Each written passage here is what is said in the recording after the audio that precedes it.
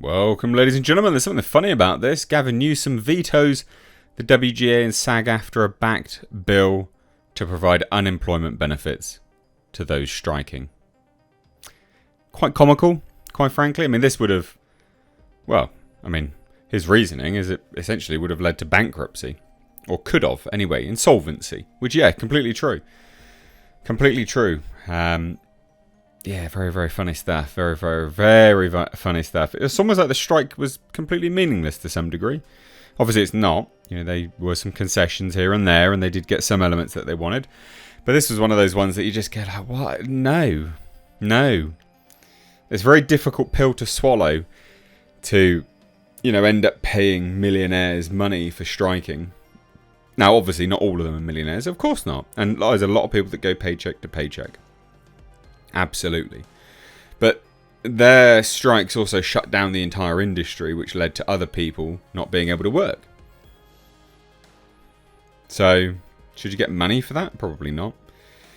Should you get it in the form of, the average person's tax as well? No, probably not. Probably not what people will be very happy with. So, let's dive into this today. Hit subscribe.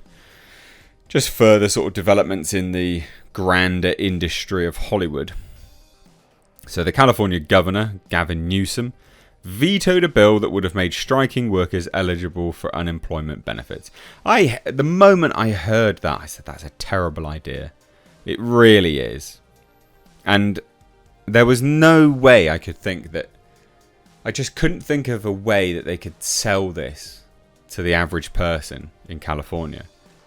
How could you sell it to people? Yeah, you need to pay for these actors that strike. Yeah, you need to pay for. No. There's no way you could have packaged that and made it digestible for people.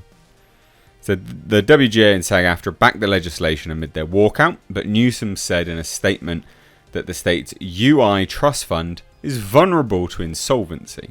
So this is part of the statement anyway. Any expansion of eligibility for unemployment benefits could increase California's outstanding federal UI debt, projected to be nearly $20 billion by the end of the year, and could jeopardize California's benefit cost ratio add-on waiver application, significantly increasing tax on employers. And he would add that the state is responsible for the interest payments on the federal UI loan and has paid $362.7 million in interest, with another $302 million due this month. I mean, maybe you should just get everyone to work then, maybe? No? You don't think? God. Now is not the time to increase costs or incur this sizable debt, he wrote. Also, the fact that, how can you sell this to people again? I go back to that because I think that's really, really important. So his decision to veto the legislation comes after the WGA and AMPTP reached a tentative agreement to end the strike, with SAG-AFTRA returning to the bargaining table with studios next week. I'll be really intrigued to see how the actors' talks go. So the bill passed the state Senate last month by a 27-12 and earlier cleared the Assembly 59-18. In his statement, Newsom said that he has deep appreciation and respect for workers who fight for their rights and come together in collective action, but his veto still is a blow to organised labour, with unions pointing to the need for a safety net for the workers and their families. No, actually. I'm all for people to exercise their right to strike and things like that, but someone's right to exercise a strike doesn't mean that other people should have to pay for you. Fundamentally, that's on you. You strike. And also, at the end of the day, if you're getting unemployment benefit, there's absolutely no incentive for you to then come to the table in good faith and actually resolve the issues at hand, because you're just getting handouts. So, yeah, I just think it's ridiculous, quite frankly. Now, I know people will probably disagree with me. Sure, fine, but you tell me why other people should pay for you to strike. Why? And also, where's your incentive? Again, like I say, where's the incentive to come to an agreement at that stage when you're just getting free cash? There isn't. So at a time when public support of unions and strikes is at an all-time high, this veto is out of step with American values, said Lorena Gonzalez Fletcher of the California Labor Federation. No. The mainstream media's tried to convince everyone that America is supporting the actors and writers strike, but I massively disagree. Boots on the ground would indicate otherwise. The large portion of support is for other elements of the film industry. They don't support the people striking at all. Very rarely, anyway, very few people do.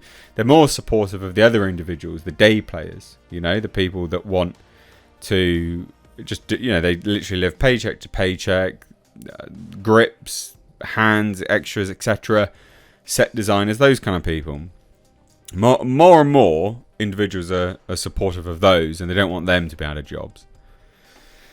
So, yeah, I massively disagree that public is supporting the actors and writers striking. Sure, mate. State Senator Anthony Portantino said in a statement that he was disappointed by the veto. He said that the bill would have injected a small piece of security to working families that is needed and deserved. Again, still got to think about it. Is there an incentive to finish the strikes? No. So supporters of the bill argued that the maximum unemployment benefit, just $450 per week, the expansion of unemployment benefits would be to provide a bit of a safety net amid the labour disputes. Striking workers in New York and New Jersey are entitled to collect unemployment benefits after 2 weeks, which the California bill also would have done. The legislation also would have codified into law that workers who were locked out of their jobs by their employer during a labour dispute also were eligible for the benefits. Look, there's some benefits here, of course there are, but you still got to think the grander scheme of it. And there's not endless, money doesn't grow on trees. So the legislation would not have taken effect until January, making it unlikely that the WGA and SAG would be eligible, unless their strikes dragged, which again, I think personally would have incentivised them too. So writers are the present day example of workers who would greatly benefit from UI, but we're really here for the workers in the future who will need this protection if they make the difficult decision to go on strike. I don't know if I can support these people. Seriously. Other unions and guilds also backed the legislation. Actors Equity, IATSE, business groups, blah, blah, blah. As overwhelming as the support for the bill was, in the state legislature, Newsom tried to remain publicly neutral on Hollywood Labour. It's just basic maths. Do we have enough money to cover it? No. We'll veto then. It's pretty simple. I think this guy's a pleb, quite frankly. But, that's basic mathematics. So, fun times. At least you now will not have to pay for the actors and writers to have a walkout and strike. Good news, I guess. Cheers, guys. Take care. Bye-bye now.